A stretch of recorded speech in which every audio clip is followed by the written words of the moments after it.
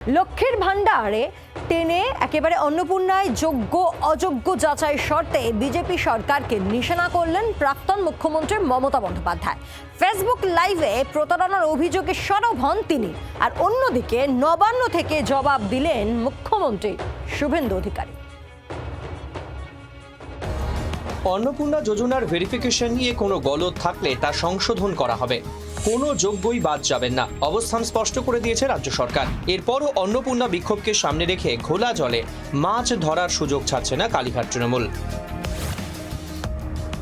নির্বাচনের আগে যখন বিজেপির কর্মীরা যারা তাদের হয়ে টাকা দিয়ে এলাকায় গিয়ে মা বোনেদের কাছে ফর্ম ফিল আপ করেছিলেন এবং প্রতিশ্রুতি দিয়েছিলেন বিজেপি জিতলে ক্ষমতায় আসলে তাদের অন্নপূর্ণা ভাণ্ডার দেবেন, তখন কিন্তু কোনো কারণ লেখা ছিল না, কোনো শর্ত আরোপ ছিল না।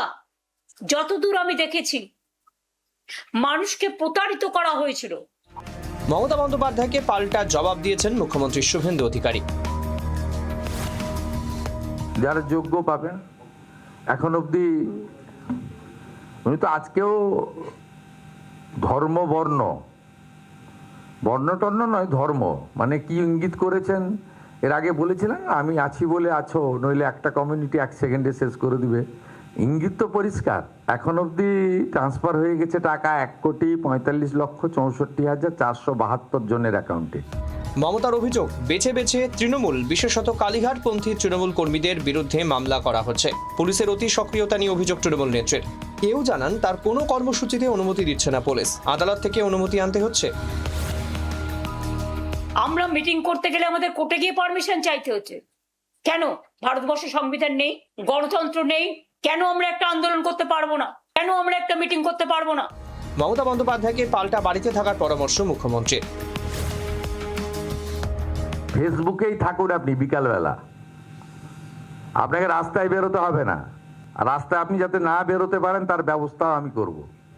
রাজ্যের নয়া সরকারের বয়স 4 মাসও হয়নি, দ্রুত গতিতে কাজ চলছে সব ক্ষেত্রে। জেট গতিতে এই কাজে কোনো ভুল ভ্রান্তি হলে তা শুধরেও নিচ্ছে বিজেপি সরকার। কিন্তু ক্ষমতা হারানোর হতাশায় ঘোলা জলে মাছ ধরার রাজনীতি থেকে পিছ পা হচ্ছে না কালীঘাট তৃণমূল। ব্যুরো রিপোর্ট, জি24 ঘন্টা।